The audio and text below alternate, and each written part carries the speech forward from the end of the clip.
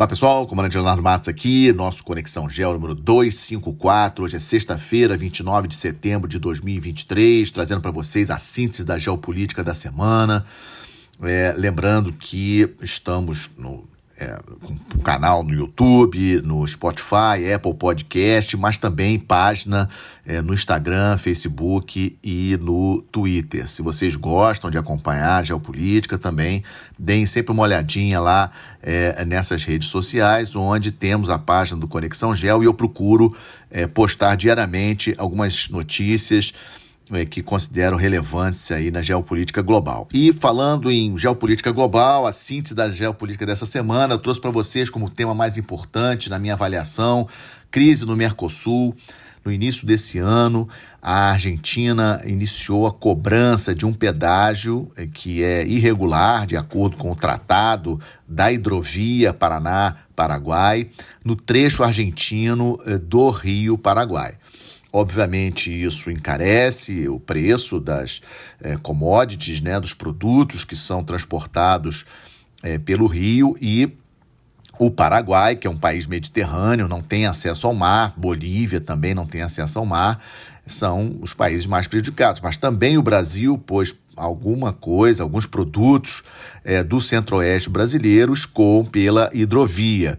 E essa crise foi se arrastando, ganhou bastante, digamos assim, impacto nas últimas semanas, quando o Paraguai resolveu cortar o fornecimento para a Argentina da energia da hidrelétrica de Yacyretá. A hidrelétrica de Yacyretá, como a hidrelétrica de Itaipu, ela é uma hidrelétrica binacional, Paraguai e Argentina. Da mesma forma como Itaipu, a metade da energia que cabe ao Paraguai, parte dessa energia o Paraguai vendia para a Argentina. Mesma forma como acontece com Itaipu, parte da energia, o Paraguai tem direito a 50% dessa energia e o Paraguai vende parte dessa energia para o Brasil. No caso da Argentina, o Paraguai, alegando que a Argentina não está pagando, tem dívida com o Paraguai em relação à hidrelétrica, em relação aos custos da energia que o Paraguai transfere para a Argentina, o Paraguai, então, parou de fornecer essa energia lá de Yacyretá para a Argentina, e a situação na Argentina ficou muito séria. Eles tiveram que começar a comprar a energia do Brasil por um preço muito mais caro do que pagavam para o Paraguai. Resumo da história, quarta-feira ocorreu uma reunião lá em Buenos Aires, na Embaixada do Brasil em Buenos Aires, e a Argentina resolveu ceder e deu aí uma moratória de 60 dias para um grupo estudar essa questão da cobrança do pedágio, ou seja, vai ser depois das eleições na Argentina. Lembrando que o primeiro turno das eleições na Argentina ocorrerão no dia 22 de outubro e esse tema, então, foi jogado para depois das eleições, para o próximo governo. Mas demorou muito, Acho que o Brasil, como líder regional, deveria ter atuado mais cedo nessa questão. Muito estresse na região ali do Rio Paraguai, embarcações paraguaias chegaram a ficar retidas pelos argentinos e algo pior poderia ter acontecido. E nós não estamos precisando de uma crise dessas no Mercosul agora, quando estamos tentando finalizar o acordo aí que já dura, essas negociações já vão aí muitos anos com a União Europeia, um grande acordo econômico entre Mercosul e União Europeia. Então, quis passar para vocês essa crise, considero aí que foi uma crise, ainda não está totalmente resolvida, porque essa comissão vai estudar o caso da cobrança do pedágio, quanto achei importante compartilhar com vocês, inclusive até porque essa semana tivemos essa solução temporária aí dos 60 dias de moratória, ou seja, teremos aí 60 dias para essa questão ser estudada, sem cobrança do pedágio nos próximos 60 dias. O segundo tema que trago para vocês, atualização semanal do conflito da Ucrânia, o conflito mais importante da Europa desde a Segunda Guerra Mundial, a gente não pode esquecer isso. Eu começo essa síntese da situação do conflito da Ucrânia com a presença, semana passada eu comentei no último Conexão Gel, que o Zelensky falou na ONU, mas depois da ONU ele esteve com o presidente dos Estados Unidos lá em Washington e em seguida com o primeiro-ministro do Canadá lá no Canadá. O que o Zelensky tenta? É manter-se nos holofotes, manter-se na mídia, manter a questão da Ucrânia na mídia, para que a sociedade, né, os países que estão apoiando a Ucrânia sigam apoiando. Estados Unidos e Canadá, 2 países importantíssimos aí da OTAN e que estão ajudando o esforço de guerra da Ucrânia. Sem esse esforço, sem essa ajuda, não tem como a Ucrânia permanecer nesse combate com a Rússia. E ontem, o secretário-geral da OTAN, da Aliança Militar, o Jens Stoltenberg, esteve em Kiev mais uma vez e se encontrou com Zelensky e, na entrevista coletiva, ele afirmou categoricamente que a Ucrânia está cada vez mais próxima de se tornar um aliado da OTAN. Esse tema é importantíssimo, a Rússia não aceita de maneira alguma, justamente essa questão essa possibilidade da Ucrânia entrar para a OTAN, levou a Rússia, foi um dos motivos pelos quais, o principal motivo que levou a Rússia a invadir a Ucrânia, ou seja, é um ponto aí de bastante inquietação na questão da negociação da paz entre Ucrânia e Rússia, que está difícil da gente vislumbrar um término para esse conflito. Na parte militar, essa semana, começamos no sábado com um ataque de mísseis que a Ucrânia perpetrou contra a sede da esquadra da Rússia no Mar Negro, que fica em Sebastopol, lá na Crimeia, e a Ucrânia chegou a afirmar que o comandante da esquadra russa do Mar Negro tinha sido morto nesse ataque. A Rússia negou, depois apresentou cenas mostrando o seu almirante em alguns eventos para dizer que ele não tinha morrido. Mas, sem sombra de dúvidas, a Ucrânia mostrou que tem condições de perturbar, digamos assim, a Rússia e, inclusive, dificultar a permanência da sede da esquadra russa lá em Sebastopol. Vocês não tenham dúvida que dentro lá do Estado-Maior russo esse tema já deve ter sido discutido, da possibilidade de se transferir o comando da esquadra russa de Sebastopol para Novorossiysk, que é uma cidade, um porto russo, que fica também no Mar Negro, importantíssimo, por sinal, em termos comerciais, onde já existem alguns navios de guerra da Rússia.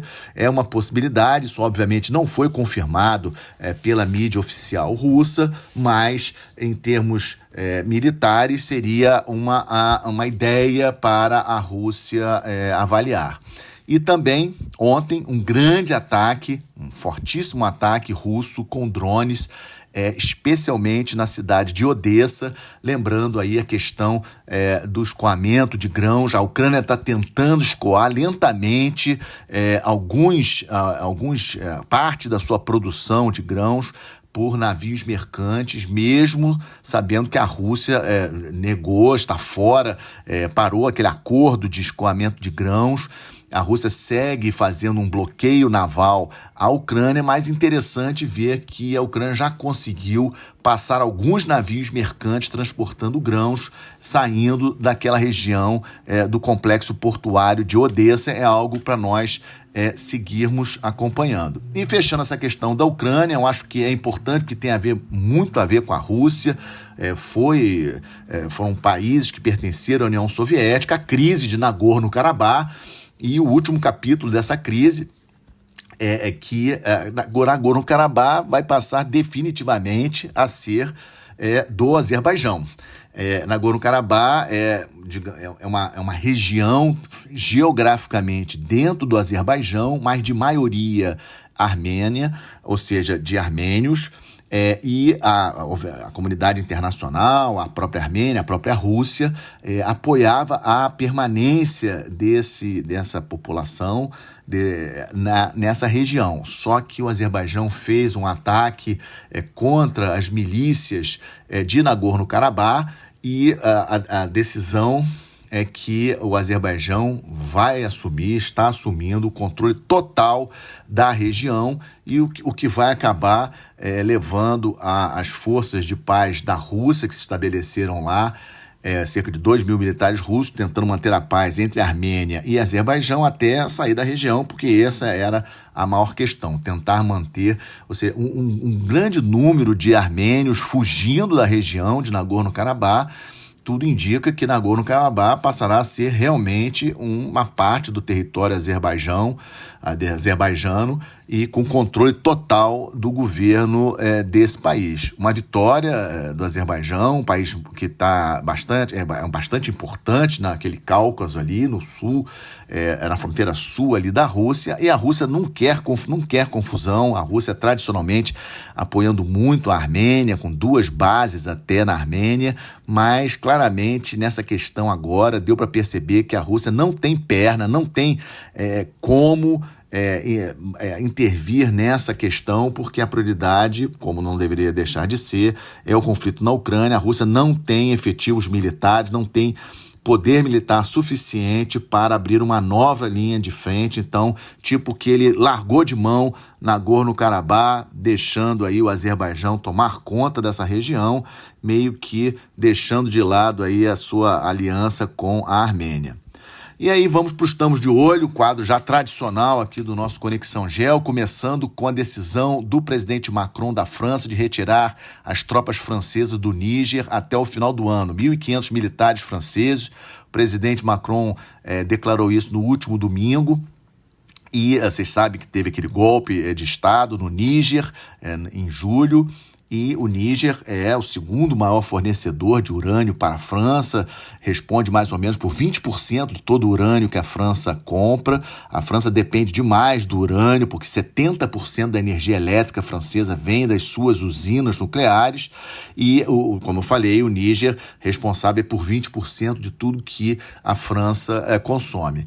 E a decisão do presidente Macron de retirar as tropas leva à incerteza com relação a esse acordo, a presença da empresa Orano, que é uma empresa estatal francesa que atua dentro do Níger na extração do urânio. E esse urânio, por sinal, uma curiosidade para vocês, ele sai pelo porto de Cotonou, no Benin, já que o Níger não tem acesso ao mar, mas a França ela tem outros fornecedores. O maior fornecedor de urânio da França é o Cazaquistão. Tem também o Uzbequistão, Austrália, Canadá, Namíbia, ou seja, uma estratégia inteligente da França para não ficar dependendo de apenas um país é diversificar os seus fornecedores. Então vamos aguardar se temos mais alguma informação com relação à produção de urânio, ou digamos assim, a exportação de urânio do Níger para a França. Por enquanto, nenhuma novidade, segue como estava. E também ficamos na pergunta, e os 1.000 militares dos Estados Unidos que estão no Níger, numa base importante que os Estados Unidos têm no Níger de combate aos grupos extremistas ali naquela região do Sahel africano. Também uma dúvida que fica no ar. Outro tema também do Estamos de Olho, a situação no Oriente Médio, algumas novidades. Segue as negociações aí que estão sendo intermediadas pelos Estados Unidos para que Israel e a Arábia Saudita finalmente estabeleçam, se reconheçam mutuamente.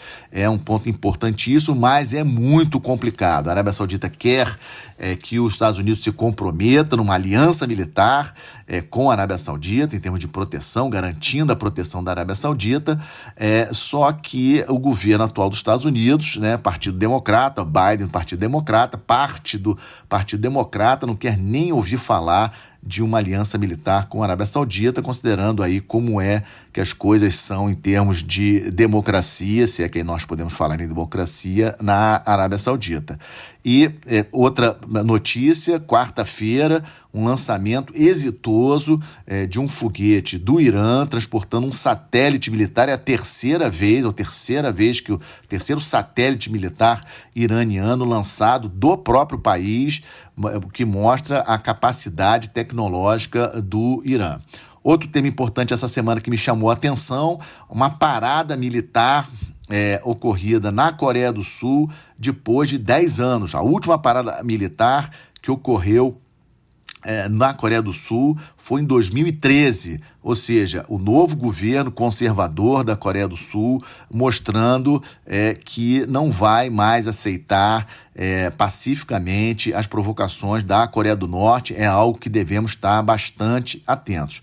E falando ali de Ásia, outra novidade: ontem a presidente de Taiwan compareceu ao lançamento do primeiro submarino construído no país, né? A previsão desse submarino, que é de propulsão convencional, é de estar operacional, entregue para a Marinha de Taiwan no final do ano que vem. O programa é composto por 8, a intenção no final são 8 submarinos de propulsão convencional.